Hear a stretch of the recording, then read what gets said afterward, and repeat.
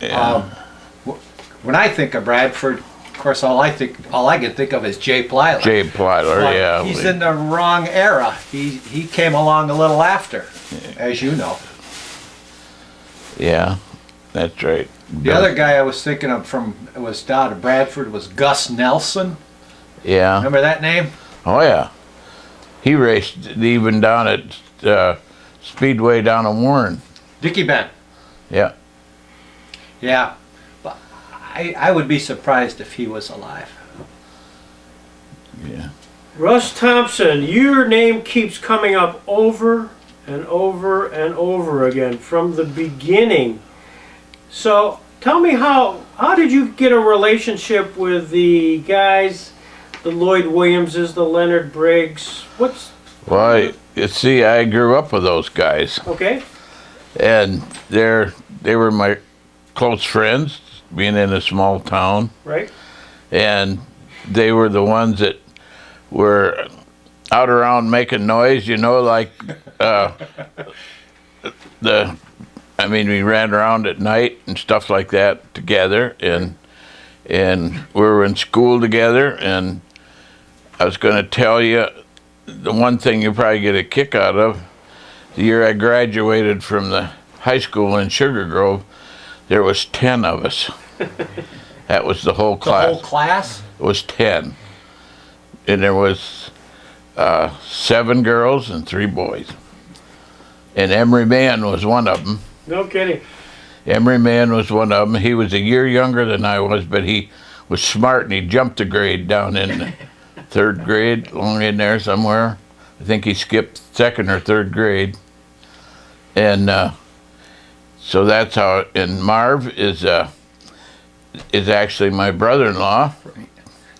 And so we were a small town. We were all running around together. Emery Mann, running around with him all the time.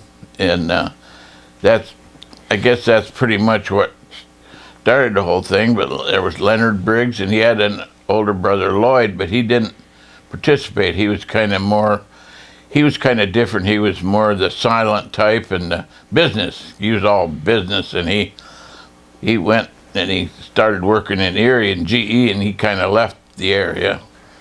So, but Leonard was always around. And Lloyd Williams came in later. He was actually from around Jamestown somewheres, and at the time when we started monkeying around in Sugar Grove. And Lloyd is the one that ran around all over the country trying to find land to build the racetrack. He ran around all over to do that. And so he was kind of he had that end of it. And then they got in Marv, and Marv got in on it, and then Don Frank got in on it. And they were looking, they gathered up a few guys that had a few bucks to see if they could get something started. Did they talk to you at all, Russ, about joining that group of guys for Create State Line? Well, at the time, I had my own garage and stuff, and I didn't really want to get mixed up in it because I didn't have the time, because I was working full-time as a mechanic for National Fuel Gas in Jamestown. Right. And I run the garage at night, and that was about took care of me. Yeah. And of course, I had a family started, and my wife always told me she didn't care how much I monkeyed with the race car as long as I didn't drive it. So we kind of had an agreement, and I was happy with that because I liked the end where you work on them. That was my thing anyway. So. Well, let's go back somewhat to Skyline. You were part of that world up there, weren't you? Oh yeah, we was up there, but not as much as I was at State Line. But what happened up there, they got this land from, they hooked up with a guy named Cliff Coons. Mm-hmm. And then he had the property up there. And so they decided to build a racetrack up there, and they probably didn't get all the clearances or something right, but the neighbors and stuff around there didn't go for it too much. They got the track built and they run it for a while, but then I don't know what happened with Cliff Coons. What happened? I think there was kind of a rift there. Something showed up, and so they decided to to give that one up and build State Line, and that's when Lloyd was covering the territory looking for something. Because I think that property that he bought, I think somebody in Erie owned it when he first got started. I know he was running up there too, unless I'm confused with the Erie's racetrack. I don't know, but I know he was up there a lot for that too. Yeah, the property that they finally selected was owned by a lady in Brooklyn, New York. Was it? Yep. And so Lloyd and Don, was it? They went out, Don, and actually negotiated the purchase of it. Was there much talk in the Sugar Grove area as to why they selected that particular piece of property? Yeah, they were just trying to get a place that didn't bother any of the neighbors. You know, they were trying to not stir up problems with the people around there, and there was not too much population up there. Yeah, that's right. So they kind of had, there was a couple of camps, I think, is about all that was up there, and they just got enough property to do the job, and that's what they finally ended up with. Was there much buzz in the Sugar Grove area about this leaving Skyline up on one hill and basically going down the road a little bit to another hill, talking about? No, you know, I never, if there was confrontation about that, I never got in on it because, I don't know, it's a small town, but I didn't really hear anything negative or anything about it, but I knew there was some kind of a rift, but I didn't know what it was. Right. And I really didn't pursue it. I didn't really care. So. Did Leonard or Jerry or Don talk to you at all, seek insight as to how this track might look physically? No, those guys were, I mean, I kind of had all I could handle what I was doing, and I didn't go up there and help them lay out the racetrack, although I did go up and help them what I could, you know, because I remember I had a 51 Ford pickup, and they were putting the guardrails up at State Line, and I hooked the truck on to drag the cable because they couldn't pull it, and so I pulled the cable about 2/3 of the way around the track. I thought I was going to pull it all the way around, but it got hung up in the infield, so it wouldn't slide too good. But there was a lot of things going on at that time, and so the five guys who were involved: Lloyd, Leonard, Marv, John, and Don, Jerry and Don. At some point, Marv sort of pulls up back from the ownership group and just becomes a driver type of thing. Do you know why that was? Well, at the time, I remember there was something going on there that I didn't get in on, but Marv was running his gas station, and he had a wrecker, and he had about all he could handle because he was one of these guys that got up early in the morning, got that gas station open because everybody left Sugar Grove to work somewhere else.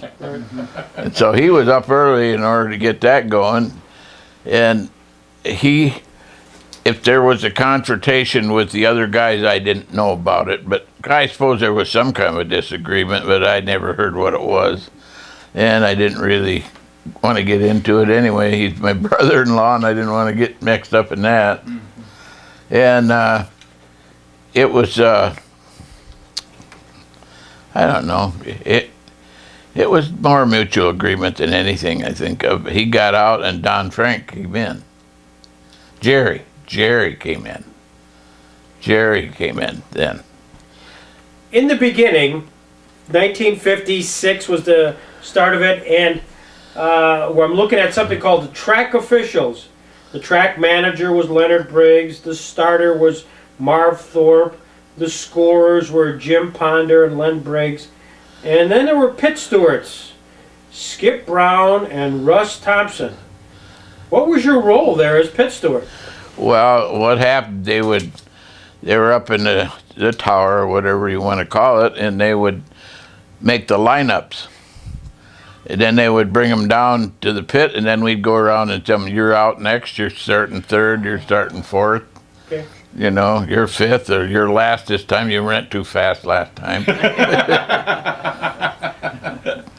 Now, who actually made those decisions? Did Leonard make those decisions as to where everybody would be placed there? Well, I'm not sure it was done up in the tower. It would be Lloyd Williams, or else Leonard probably had most control. Leonard he did it quietly, but he did do a lot of things. You know, but he wasn't one to stand out on the platform and preach to you. He just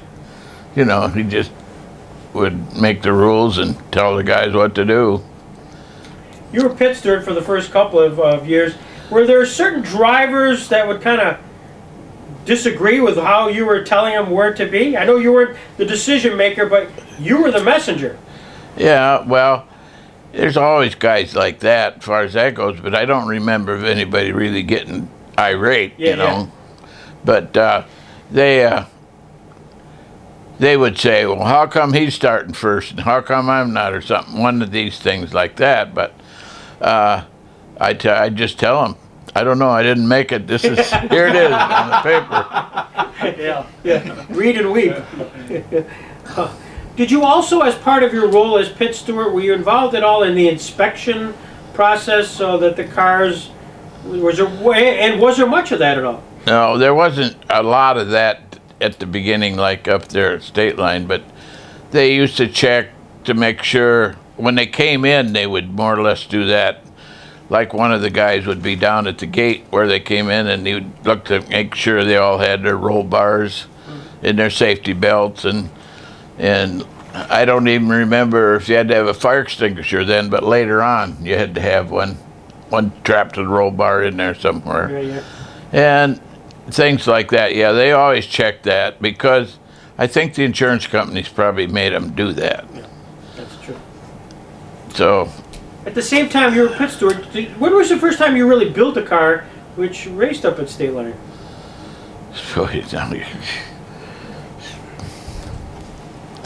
That's one of them, yeah, but that's. Thank you. Marvin had teamed up on that car. Yeah, but see, we had the coupes first. Okay. And these came on later. That's one of the coupes there, but that one came later too. We had 58. Yeah, we had a Ford coupe.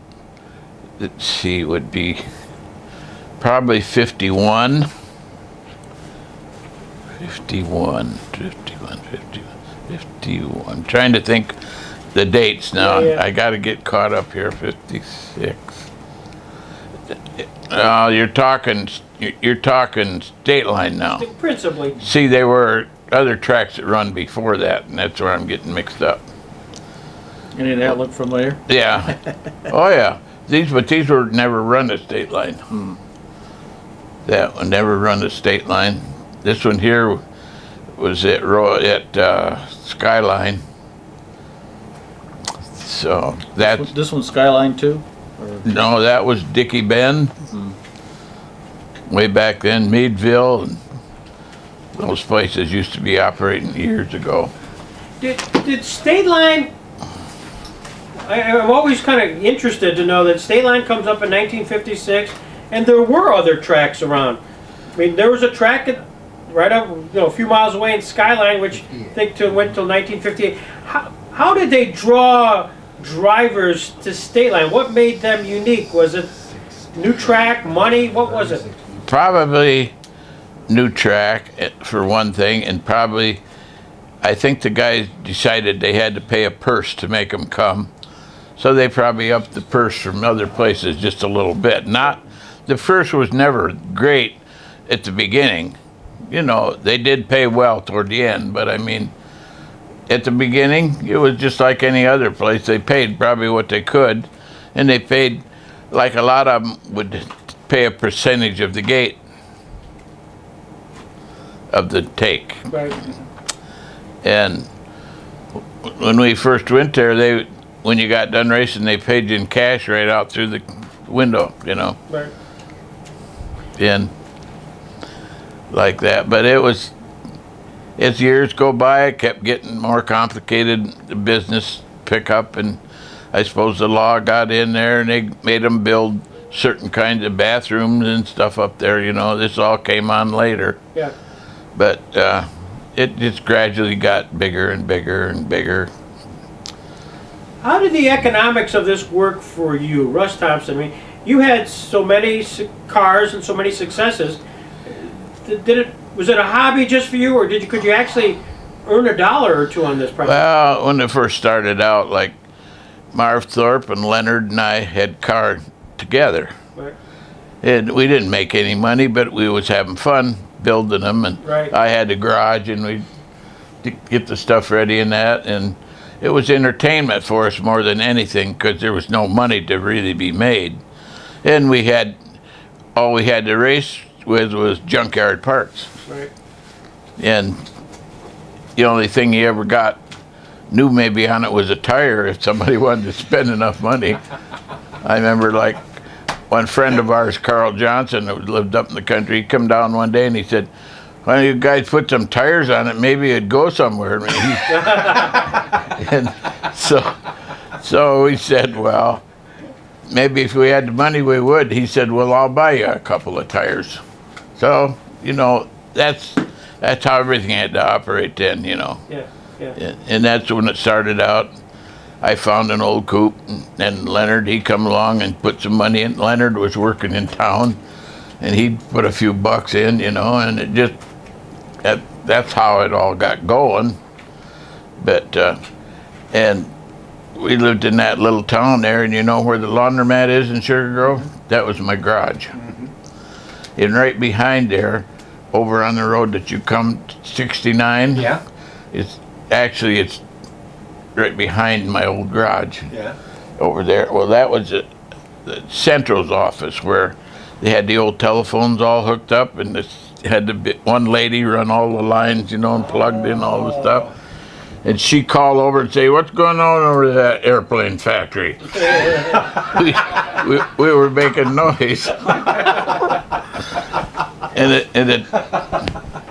And I knew her really well, because when I grew up as a kid, I peddled milk, and she'd come out in the porch, chase me off with a broom, you know, but not seriously, just fun. But that was getting way back. That's way back when. But that's where we started building the first cars, was there, and then in 1950. Something. I moved down where I lived there on the Warren Road, and built that garage down there, and that's when I got into it more extensively, because I had a place to work, and I wasn't away from my family all the time. Right. And so that's what happened there. But you'll have to ask me some more questions, because Absolutely. I can't remember what I'm. Well, none of us can remember what the hell we did today. I can't remember what to tell you unless you ask me. No, well, we'll keep going.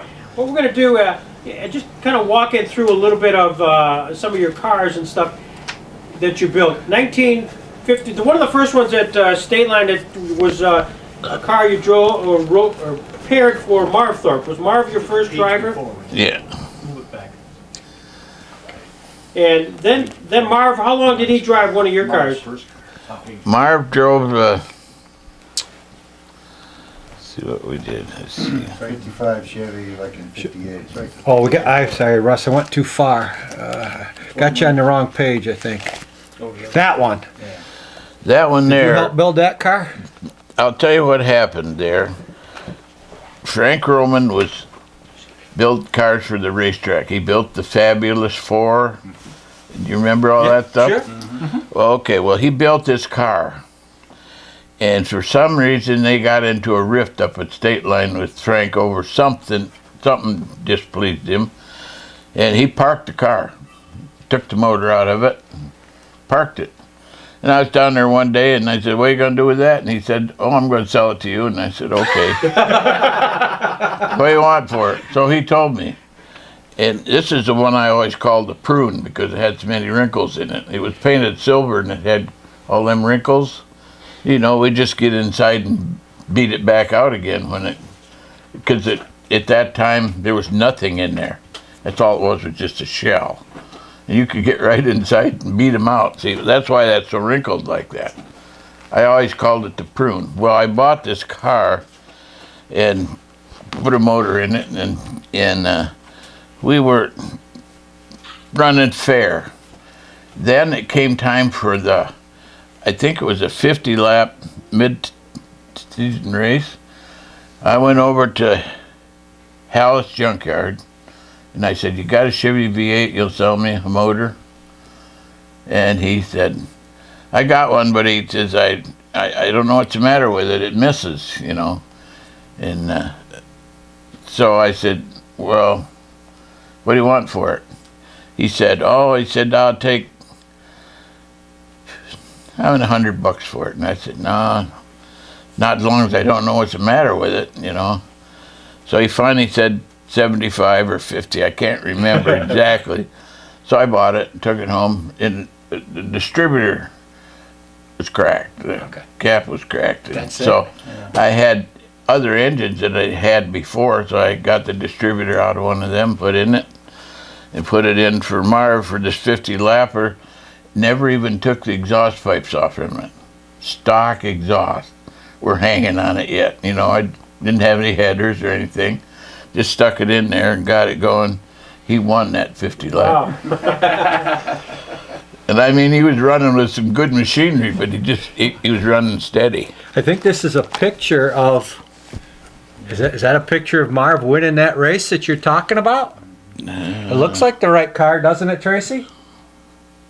Yeah, Tracy's saying that's the Prune. Yeah, that's the one. That's his wife and kids, yeah. Yeah. Yeah. Then we built this, which was kind of a mistake. Which one's that, Russ? The Chrysler. The goldenrod. Oh, the goldenrod. Goldenrod. I could never make it go around a turn. It had torsion bars, and nobody had any experience with them. And we could never make the thing really do what we wanted it to. If you work on it and crank things around, then it'd want to tip over. It didn't want to go around the turn. It didn't want to tip. It just wouldn't turn. So I parked it out under the apple tree one time, and I said, "That's enough for me," you know. But had trouble with the engines too. What they would do, I couldn't keep the bearings in it when you turn them up because I had a good carburetor on it, and it would turn up a storm, but I couldn't keep it together because it was kind of something. And Squirt Johns at that time had his Chrysler engines, and he was making things run, you know. And I told him, I said, I don't understand what's going on, because I said, I go to someplace and buy one, and I take it, and it's never been apart, and the crankshaft's turned down on some throws when it was brand new. Chrysler used to do that. They wasn't right. They just turn one throw down and on the crank and put it together and sell it for brand new. And I got into that once, and I just got discouraged because it was. And then the selection in the junkyard wasn't that good either. I mean, you couldn't find stuff readily, you know. And so I took that one there and made, I think that was a 59 or something, made a 60 out of it, you know, by chopping the fins off from it or something. And run it one more year, and then I parked it. I said, that's enough of that. So. After Marv drove your car, who was the next driver that you got? Johnny Whitehead. Johnny Whitehead? Yeah. That's him right there. That's when I started building the late models right there. Those are Chevelles, Russ, is that right? Yeah, that's a Chevelle, yeah. Why did you get into that, Chevelle? Well, when they came out with the Chevelle, was a mid-sized car that wasn't heavy, and it was the right wheelbase for what they were asking for. I think it was 115-inch wheelbase or something like that. It had to be. They wouldn't let you get something too short, so that fit the bill. And what happened is I got this car from over at Twin Auto, and I brought it home and took it apart, and it had it was a sedan, and I made a two-door out of it. Oh. And you can only tell by right here in the corner where it comes down on the two-door. They came around like this, and that's the only way you could tell was the difference. But I made a two-door out of it so I wouldn't have to mess with them doors, them heavy doors, or got rid of them. See? I see. And, yeah, and that. Here's a car before you tore it apart, Russ. Yep, that's it. Is that the one that had 45 miles on it? No. The one that had 45 miles on it was the next Chevelle. It was Wow, that car was hurt.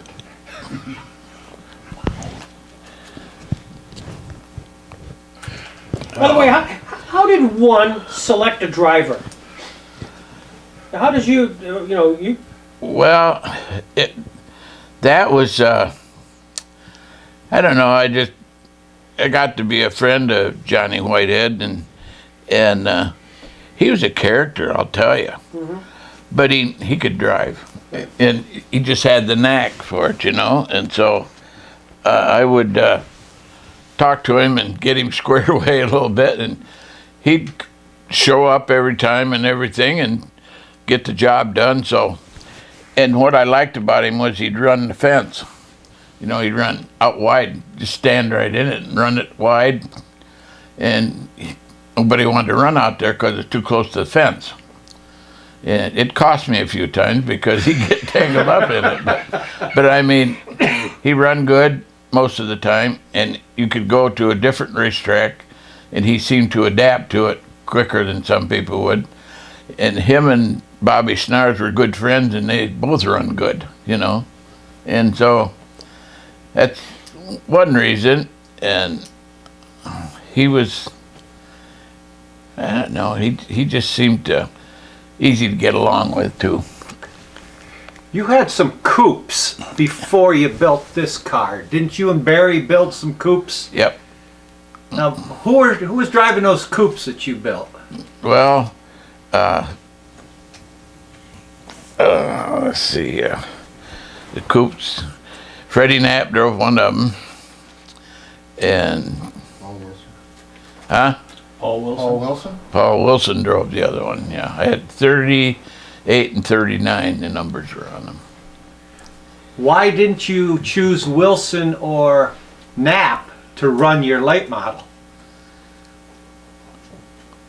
You remember? Yeah, Wilson. He sort of would like to party too much. Oh, okay. And he came to the track sometimes not in good shape, and that kind of soured me there. So I figured, no, can't do that. So, and then Knapp, he went and got into with Berglund Chevrolet. And they started setting him up with the car. That's right. And so he went that way, and then I got to be friends with Plyler. And Oh. Now, did Plyler then take Johnny's job, or is that how it happened there? yeah. Yeah. Yeah, and he drove that 39 and finished out the year, and I had a big power plant in that. I had the 427 in it. So this was during mid-year. Was there a reason for the change mid-year? Well, yeah, he just got so he couldn't get the job done. Okay, so you just... He just lost his finesse or something, and so I went with Plyler because he was a steadfast guy. nice personality and everything, and so he was, the only thing with him, he was a neatnik. He wanted everything just, you know, and so when they came up to the house at one time, I said, would you like to drive my race car? And he went out, and his wife really didn't want him to, you know, because she said, I'm thinking you'd get hurt. Well, he could, well, come out here. So he took her out there, and he said, you see these roll bars? He said, look at them. How could you build anything more safe than that? You know, he kept explaining to her. And he said, it would be pretty hard for me to get hurt unless I do something dumb. and so he finally convinced her it was all right. Well, he started running pretty good. But I learned a lot from him, too, because he had some engineering technology that he was getting from a friend of his. And they had a buddy that worked in the Ford garage in Bradford, and he was smart. And he could do, engine-wise, he was really good, because he built a 6-cylinder that would run with the V8s. Mm-hmm. And he, you know, he had a knack of things. I learned from him, and they were learning from me, because we were kind of changing expressions. And the thing that I remember it tickled me the most was when I was reading in a magazine one time, and they came out with a jack. It looked just like a bumper jack almost, only it hooked into the rim of the wheel, and you could jack it up, and it had a gauge on it that would tell you how much the corner of the car weighed. Okay. So I sat and got one. I didn't say anything to anybody, and it helped my car quite a lot, and we were winning a little bit, you know, and so Plyler, he came up and he had his coupe, so he brought it out and set it out front on the cement. He was weighing that, you know. Well, we got away with this for a couple of months, and then Chuck Van Kilder went by one day, and he saw something going on. Of course, that spilled the beans, you know. So then everybody started buying the jacks. So it was but that's the way the game was. I mean, we weren't really trying to hide anything. We just didn't throw the information out there that you didn't have to. But I mean, I've always did things to help other people too. I can remember when Tracy was running there, and his friend there, he throwed the front pulley off the engine, you know, and so he couldn't run. So I gave him a pulley to put on the engine right at the racetrack. He shoved it on there and got going and went out and beat Tracy. And somebody said, well, why did you do that? I said, well, he probably helped me someday. So. Russ, a guy named Chuck Piazza drove your coupe yeah, a few times. Just what can you tell us about Chuck? Well, the only reason that he did that was because at that time, I can't remember just exactly what happened, but I needed somebody. He just filled in. Oh. He said, I don't really want the job, okay, but he said, I'll drive it for you temporarily. Okay. Because at that time, he was building his own car. Okay. And he didn't have it done yet. And so he drove it for a while, but not that long. Okay. Maybe 3 times would be all. Okay. And in fact, Squirt Johns even drove it for me once. Drove your coupe? Yeah. Yeah, he'd climb right in there and do it. He was a good friend of mine, too. Yeah.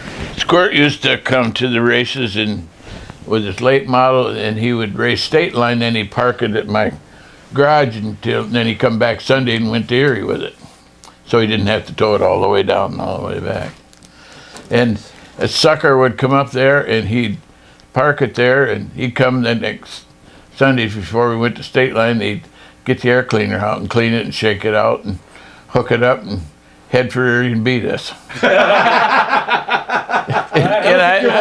I mean, things like that can hurt you, you know. We were working all week on our up there and does something like that. But it was good. We used to go down there and have dinner with him and race down there at the track too. So we're going to show you, we've been talking about some of the drivers of that early 10-year period, either one, and we're going to show you some photos of some of the drivers.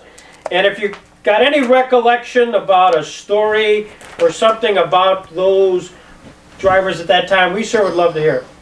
So feel free to just comment on anybody that you're looking at them.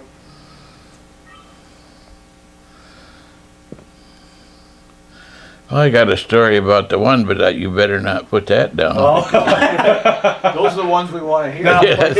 if you tell us a story, we promise not to use it. We'll edit. That's the one thing. We edit a lot of stuff. No, I was just Jughead Pierce there. He was a character. In what way? Oh, he'd throw tantrums. He had a 57 Chevy that he drove on the highway. He was up the racetrack one day and he got in a fight with his girlfriend. He kicked the windows out of his car. His own car. His own car. I mean, stuff like that's wild, you know. He was an Indian, you know. Yeah. And he acted like it when he got a couple of beers. He got right loose. Yeah, let's see. There's a lot of guys here. I know most of them. This one here was Bud. Is that Finale? That one there? That ain't Bud Finale. Bud Finale. You're right, Russ. Bud. Yeah. What do you remember about Bud Finale? Not too much. He did race up there a little bit once in a while, but he more or less was hit and miss. Just once in a while he'd show up. How about his brother Floyd? What do you remember about him? All the time. Floyd, yeah. He raced all the time. He used to. Carl Tyler, remember him, don't know anything about him though.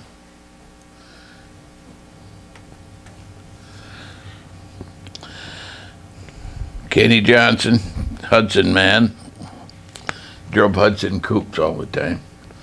And he was a good guy. I liked him very well. Don Bailey. There was a guy that showed up once in a while. He was a good race car driver, and he came in for special shows and stuff. And he run good. He run really good. We raced with him down in Clarion and down in there, but he was not up around this. Of course, Ron Blackmore, I knew him well. He ran for Frank Roman there for a long time. He run good. And there's Squirt Johns. I've been telling you about him. Was he the guy to beat Squirt Johns was the guy to beat, yeah. day in and day out? 5'11". He was a hard man to beat. And when they had, I remember one time up there, they had a special show that came in, and he was the only one that could qualify fast enough to run with them. One of the cars. There might have been somebody else, but anyway, he ended up winning the race. And they disqualified him because he had an electric fuel pump. And the rest of them didn't have that. See? But they had to find something because he made them look bad. What made him so good? He won more during that time period than anybody. Well, when I used to talk to Squirt, the thing that always sticks in my mind is he always talked to his uncle. He had an uncle that was really smart, I guess. I think he was some kind of an engineer. I'm not sure just what, but he was the one that designed, like he had that Hudson 6, and he had a distributor on it out of a big Nash, and they had twin fire. You know, they had a cap on the distributor that big with 12 wires going into it. Well, he used every other one, but that's what he run for a distributor. And man, did that car run. And that guy did that. That uncle designed that. He changed that over to make that work. And what he did for Squirt, and I didn't find that out for a while, but he'd get in the book and he found chrome crankshaft, and he'd get him the chrome crankshaft and the rod assemblies and piston and tell him to put it together. Of course, and he put it together, and I suppose he was in on that too, but I mean, that's what we were running against, stuff you couldn't see. You know, because this guy was smart. I mean, and he apparently had the bucks to do it. So, Johnny McGinley. I remember him, and I don't know much about him though. Jim Patrick. I remember him really well. He ran in let's see. He was running when they first started up there. He was the only one, I think, running a Ford. And he was really, really running out front. And after a while, they discovered he was running, what do you call that stuff, that fluid? Anyway, he had a little tank up underneath the... Nitrous oxide? And then he was turning it on, and it about lift the front wheels off the ground. Is that right? Yeah. Cool. Yeah, he was quite an engineer too. Wow. I mean, he had somebody behind him that knew what was going on, and he run good. Though. I liked him. Nice guy though.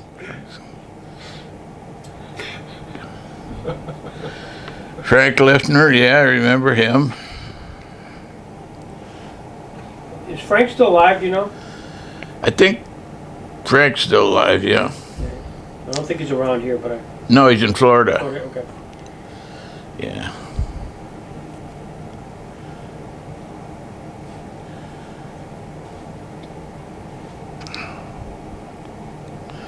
Mike Egan, I remember the name, but not that well. Bill Jackson. Joe Sonner, yes, I know him well. What do you know about Joe? Oh, I liked Joe. He was good. He ran for you guys. For my dad, yeah. Yeah. Yeah, Joe Sonner worked on the power lines. Yeah, good guy. I remember when he ran for Twin Auto. Yeah. Dean Layfield. Yeah, I remember him well too. Yeah. He used to stop by the garage once in a while when he would come up through, and his brother one time up at Skyline Speedway, he was running, I think it was an older Ford, and he broke the front spindle. And the wheel come off and went out through the boonies somewhere. And they rescued it and come back, and there he was sitting up there, and he said to me, I said to him, how are you going to get that thing home? Because it that way, I can't remember, I don't think he had a trailer, he was just towing it, you know. Yeah. And he said, well, I don't know. And I said, well, he said, can you weld it back together for me, the spindle, just so I can roll it enough to get it home? And I said, yeah, I can try that. So he brought it down, and I ground it down and welded a while, and ground it back down for him, got it fixed up, you know, got him going again. And come next week, and I said, you get a new spindle? He said, no, that works good. He never changed it. Oh, I couldn't believe it. But Layfields were like that, you know. And I remember Dean one time, we were running, in fact, Syracuse. It's a long track, you know. It's a mile track up there, and it's flat and all sand. And you just stand on it and run wide open all the way around. It was almost perfectly round. And we were up there, and before they started the race, he took both valve covers off, poured a quart of oil on each one because they weren't getting any oil. You know, and they were getting away with things like that. And I would never dream to even try it because it just don't work for me, you know. They did things like that you just couldn't believe, you know, and they were having fun though. But yeah. I'm trying to think, this guy's down south. Where's he at? Which guy's that? Car dealer that drove from Mobilia and that, remember? Oh. What's his name? Dill? Tom Dill? Tom Dill. Is that who you're thinking of? Yeah. Tom Dill. Is he on here? Not on this one, but he's right here, Russ. I've got him in another. Oh, by God, he is on there. He's right in the middle on the top row. Oh, okay. Now I can see the resemblance now. Tom Dill came to me when they were going to Syracuse, and he said, "You build me a car that run 100 miles an hour," and he said, "I'll win that race for you." Because he could do it too. I mean, he could stand on it and just hang on, go, you know. But he said it's tough to do it because too many variables, you know. You get tire problems, you get somebody running into you or something. But he said if you can get one to run 100 miles an hour, he said, I'll win the race for you.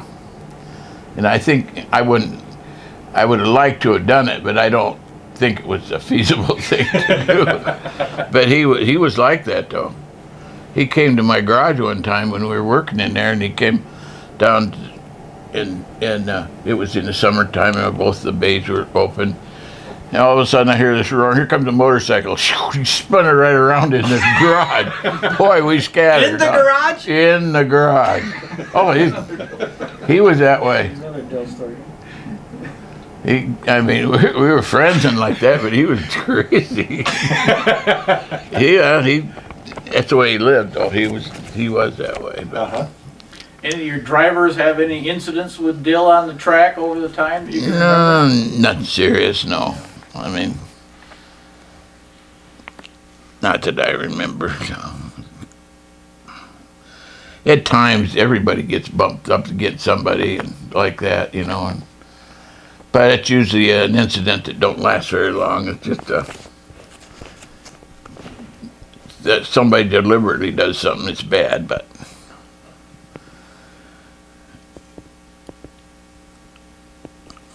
Let me just ask a question, Russ. I mean, being the car owner and developer of the car, and are you giving instructions to your drivers as they go out of the race to do or not to do? I never was a driver. Right. That was my end of the deal, and I didn't do that because I didn't know if I was telling them the right thing or not. Right. I had suggestions of the maintenance of the car to take care of this or take care of that, but as far as telling them how to drive, no, I didn't do that. So there wasn't any pre-race conversation that you had with? Not really, because you can't really prepare for something because you don't know what's going to happen. Right. Yeah, I mean, it's just it's a free-for-all, actually. I can't believe, Russ, you never told Tracy how to drive. I didn't have to. He just did it. We'll mic up Tracy here in a little bit and find out if that story's true. Now, I might have told him some things, but I can't remember. You did tell me that the first race I ever won was a 40-lap race. He told me how to win it. I remember asking him, how am I going to win this race? 'Cause I had to start 20th. Yeah, but that's not telling you how to drive, really. That was just... No, not how to drive, but he told me how to win it, and it worked. Because he said he told me the first 10 laps, just hang in there, pick a spot if you get one, but don't, Be patient. just stay there. Because it was a 40-lap race. And by lap 20, half the field was gone, and I only had to pass half the cars, and it come down to the end, and I was there. So. A lot of it, the driver has to have patience. You gotta have it. If you don't have it, they can destroy a lot of stuff in a hurry if they don't use their head, you know. But There's a few more guys, Russ. They're more modern day guys that maybe you would remember. Some of those guys. In relation, this is all relative, modern. This Modern isn't you, day. buddy. Yeah, this is only 40 years ago instead of 50. Yeah.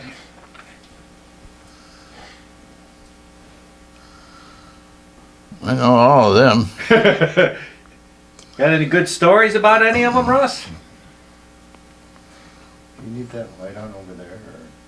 Or? I don't, but do you want that? Does he need that light? Okay. He looks like he sees fine. Okay.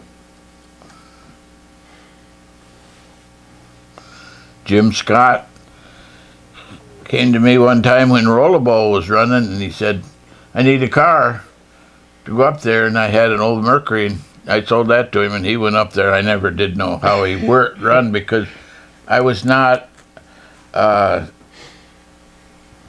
I just didn't have the time to go up to Rollable at that time when I was working at the garage and everything, but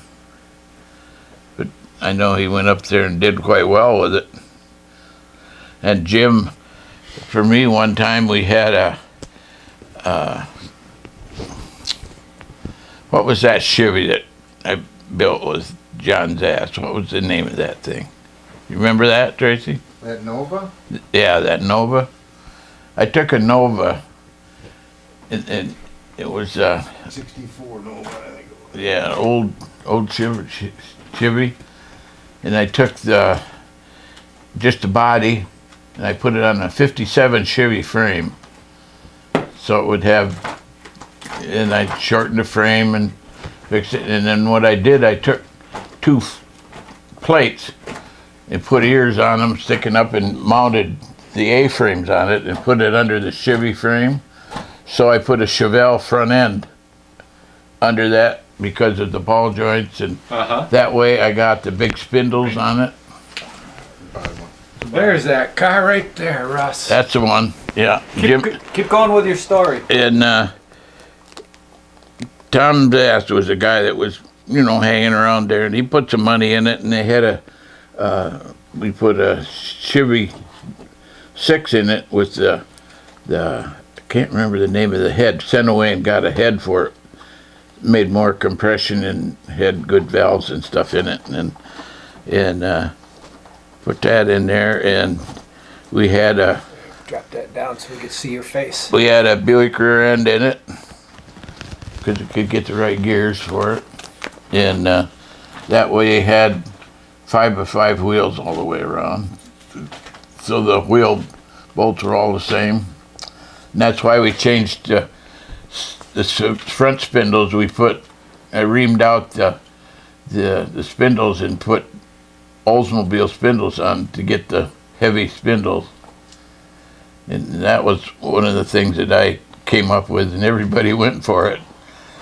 I did it, and then Frank Roman, he wanted to know how I did it, so I told him. And who helped me do that was there was an old engineer there in Sugar Grove, or not an engineer, a tool and die man. And he had a lot of things in his shop and that. And I was looking for a reamer that would taper the right size for the spindle. Well, he was monkeying with it for me, He had his mics out and he was looking for something. And you know what he came up with? He came up with a reamer that he had in his chest there. And you know what it was for? It was to ream the core out on a stopcock. You know what a stopcock is? A valve that you see on a gas line or something? The regular valve or a water valve. That was the right taper. You know how the center of it's tapered? Well, that was the right taper. And nobody else could figure out what the heck the taper was. And he figured it out, that guy. And he gave me that reamer. And what made me kind of discouraged one time, and then people got to borrowing the reamer from me, And I said, this don't belong to me, and I don't want you to mess it up, But I'm not the kind of guy that can say, no, you're not going to, So I lent it to Berglund Chevrolet. And you know what they did? It welded a socket on it. And that really made me feel bad. But so I went and talked to the guy, and he said, don't worry about it, Russ. He said, I don't really need it. It's nothing I ever want anymore anyway. So he said, don't worry. But it made me feel bad because he had no business doing that. It had just a square thing on it, and we were putting it in the vise and take the spindle and run it there. Well, he wanted to put the spindle in and I'd take the drill to it, see? So that didn't help the reamer any either, They just,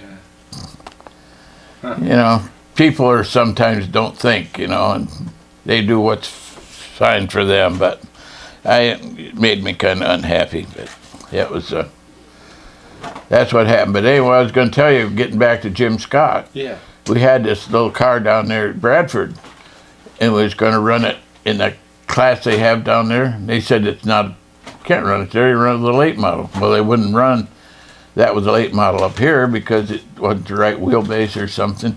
Down there it was all right.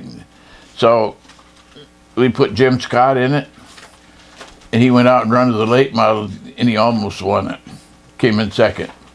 That was a six-cylinder car, right? That little six-cylinder. Yeah.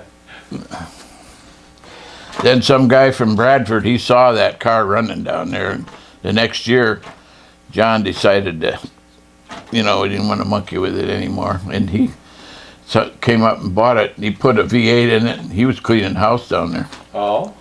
Huh. He was having fun with it. He kept coming back. How'd you do this? How'd you do that? But he had a good time with it.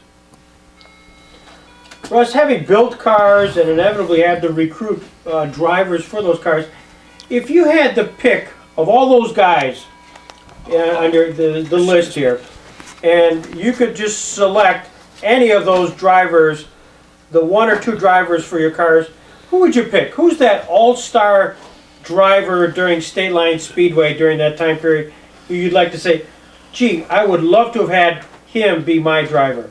I had one of the best ones. I had Jay Plyler. Right. He was not only smart, but he was a good driver. Right. And then probably would be Squirt Johns and Bobby Snars. Right. Right. Also, you kept mentioning about Frank Ruhlman, who had success early on with Heil Russell and Eddie Kisco and Ronnie Blackmer. What made his cars have success? Because Frank was a really smart guy with automotive anything, and was real good with the torch and electric. He could make anything. In fact, he's the one that designed that little 3-speed shifter that you put on the floor. He made that, He make that all. He made one for me, so he could make the shifter on the floor. No problem. He took a torch and cut the stuff out and made it.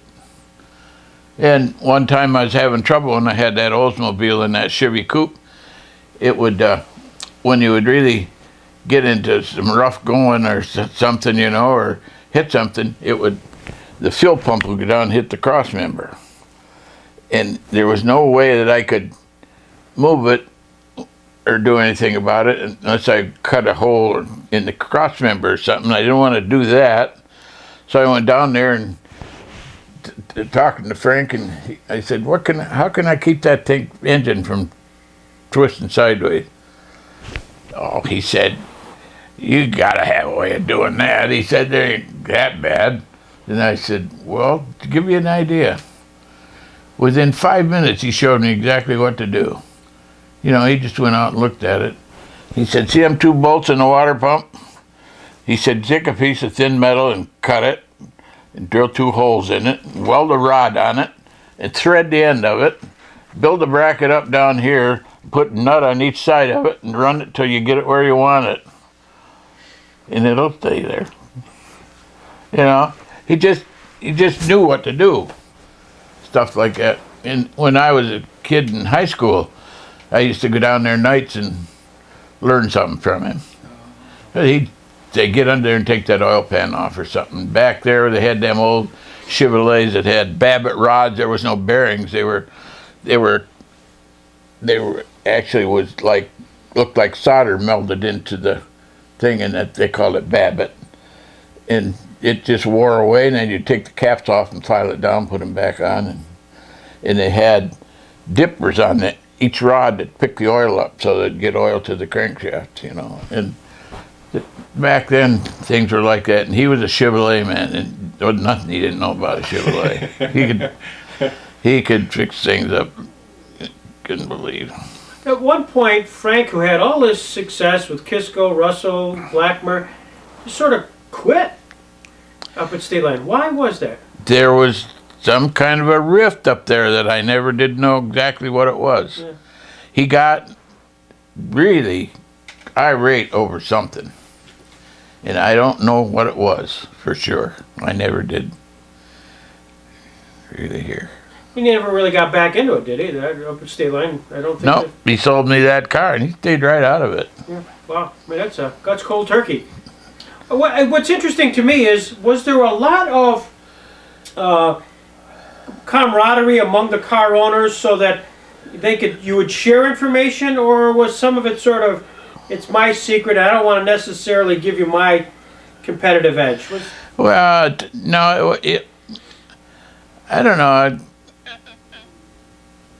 I don't remember a lot of that going on. We always tried to help each other out what we could, you know, because there's probably a lot of things I didn't know about that were going on as far as that goes, but that was that way. But what got me going was toward the end there, everything was getting commercial.